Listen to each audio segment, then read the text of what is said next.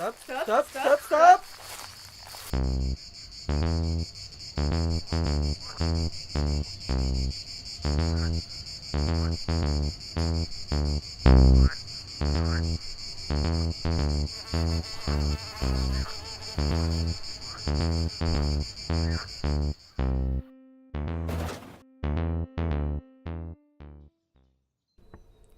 Aujourd'hui en Europe, il existe plus de 100 000 espèces animales.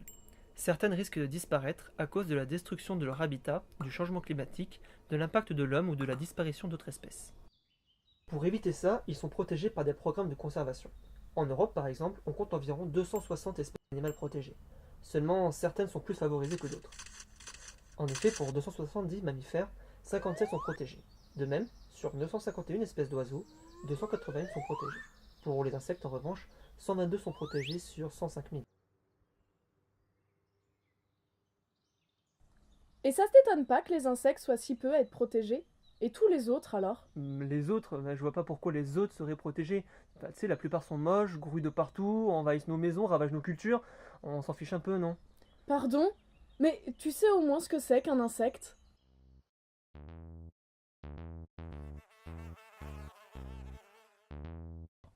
Bah, c'est un animal avec une tête, un thorax, un abdomen et des pattes.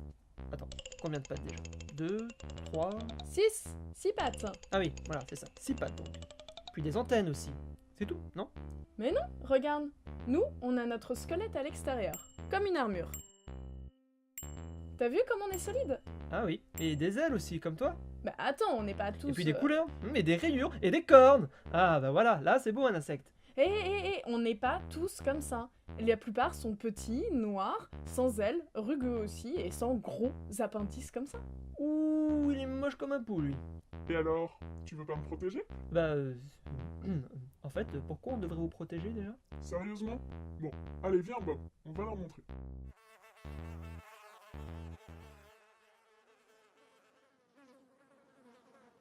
Tiens, prends par exemple les abeilles sauvages.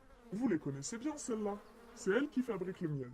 En plus, elles participent à la pollinisation. Sans elles, vous n'auriez pas de fleurs, ni de légumes, ni de blé, ni de champs. Enfin, plus grand chose à manger, quoi. Oui, mais elles sont protégées, non? Mais pas du tout. Aucune n'est protégée. Les pauvres. Attends, tu plaisantes. J'ai une tête à plaisanter. Bon, on continue.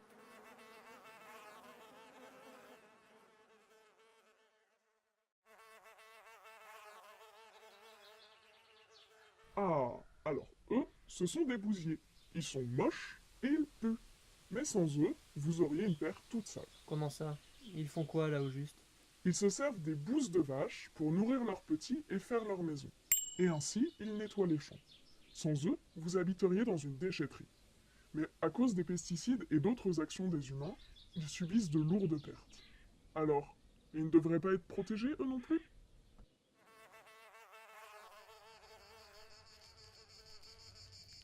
Tiens, voyons voir si tu les connais.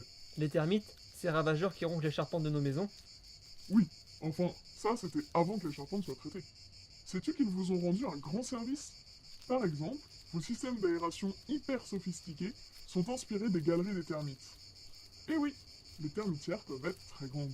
Ce sont de véritables ingénieurs capables de créer un réseau pouvant atteindre plusieurs mètres de haut. De plus, elles permettent l'enrichissement des sols en minéraux, élément indispensable pour la croissance des végétaux. Ouh, je ne savais pas tout ça. Mais alors si vous êtes si important, pourquoi n'êtes-vous pas protégé? Ça, c'est une bonne question que se sont posées les scientifiques. Et ils ont fini par trouver quelques idées. Venez, on va vous montrer. Pas content, protection pour tous. Protection pour tous. Protégez-nous. Protégez-nous.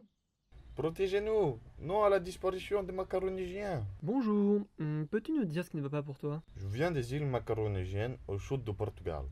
Chez moi, trop peu de personnes s'intéressent aux insectes. Donc personne ne nous connaît vraiment. C'est pour ça qu'aucun d'entre nous n'est protégé.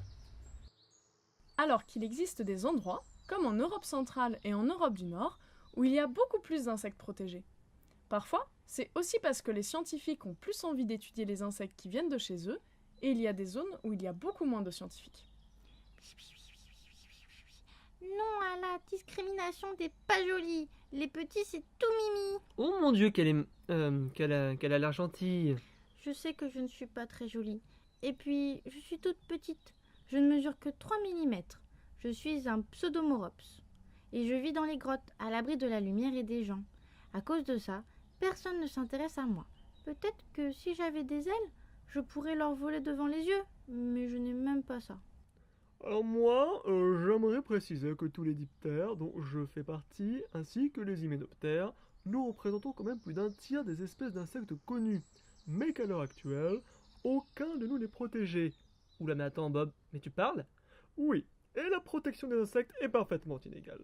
Certaines familles, comme celle des libellules et des papillons, excuse-moi Lélé, sont clairement favorisées, alors qu'elles ne représentent qu'un petit nombre d'entre nous. Bob a raison. Le problème, c'est que à cause de notre apparence et de notre origine, nous sommes oubliés. Tout comme Lily, nous voulons être étudiés. Nous voulons être protégés. Je comprends maintenant. Mais du coup, qu'est-ce qu'on peut faire? Apprenez à nous connaître. Regardez-nous. Et ne nous protégez pas juste parce que nous sommes jolis, mais parce que nous sommes en danger. Mettez à jour vos listes de protection et nous continuerons à prendre soin de notre planète. Tous ensemble.